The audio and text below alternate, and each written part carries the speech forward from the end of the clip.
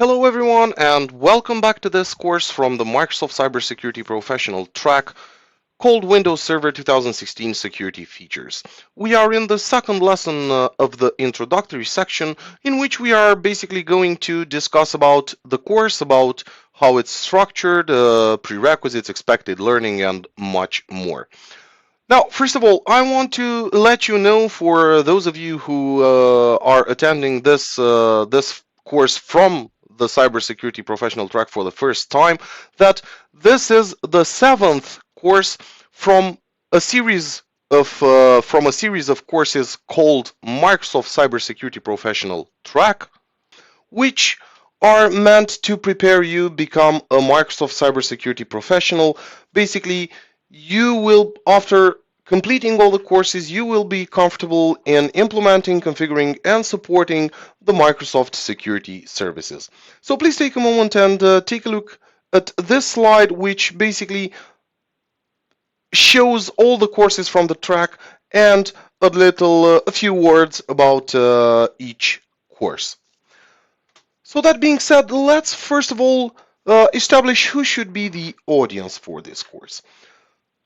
Well, the audience for this course should be any cybersecurity enthusiast who wants to learn all about Microsoft security services. And of course, you don't need to go through the entire track. Maybe you are just interested in PowerShell security, for example, or maybe you're just interested in the security services offered by Microsoft Azure, or maybe you're just interested in the security features and services offered by the Windows 10 or Windows Server operating system. So you can take any of the courses, or you can take all the courses and complete the Microsoft Cybersecurity Professional track. Now, let's talk about the prerequisites that are necessary for those of you who are taking this course. So first of all, you need to have this three, let's say, prerequisites. The first one would be basic understanding of the Windows Server operating system. And for all of these, when I say basic, I literally mean just basic. Then basic understanding of computer networks and basic knowledge of accessing and using, of course, simple Windows PowerShell commands. So these would be the prerequisites for the course. Now let's take a look at the course, how it is structured, what will go through the course, and we'll see the sections of the course in a nutshell.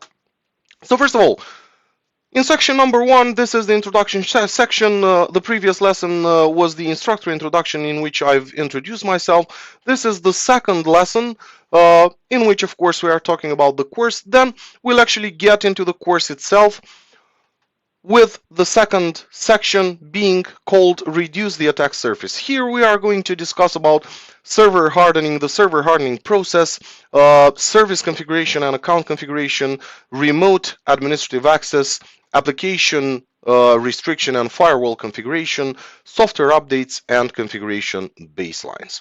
Then we are going to go into the third section of the course, in which we are going to cover secure administration. Here we'll cover topics like local administrator password solution, Credential Guard, anti-LM blocking, protected users and authentication policy silos. We'll talk about just enough administration and ESAE forests, and of course just-in-time administration. Then we're moving on to the fourth section of the course, and here we're talking about isolating workloads with containers. We're going to have an overview and an introduction to containers. We're going to talk about managing container images, and then about Docker. And then in the last section of the course, we are going to cover topics in regards to securing the virtualization workloads. So this is how the course is structured. Let's see what would be the expected learning. What will you walk out with after taking the course? First of all, I want to let you know that the course content includes a mix of, as it says here in the slides, of videos, demonstration, and final exam review questions. The final exam is meant to test your knowledge on the topics learned throughout the course, but I'll talk about that in a few moments. This course does not have a lab associated with it because most of the topics covered in this course you will find hands-on labs for them in the other courses from the series, from the track, from the Microsoft Cybersecurity Professional track. So after you've completed this course, you should be able to describe Windows Server 2016 security technologies.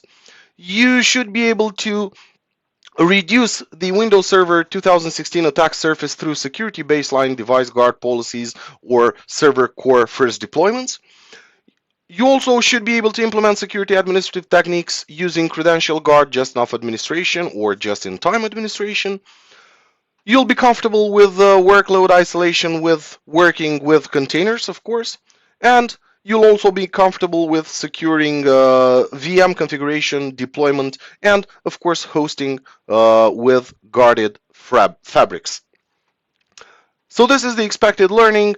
Now, I just want to say a few words about the final exam review questions.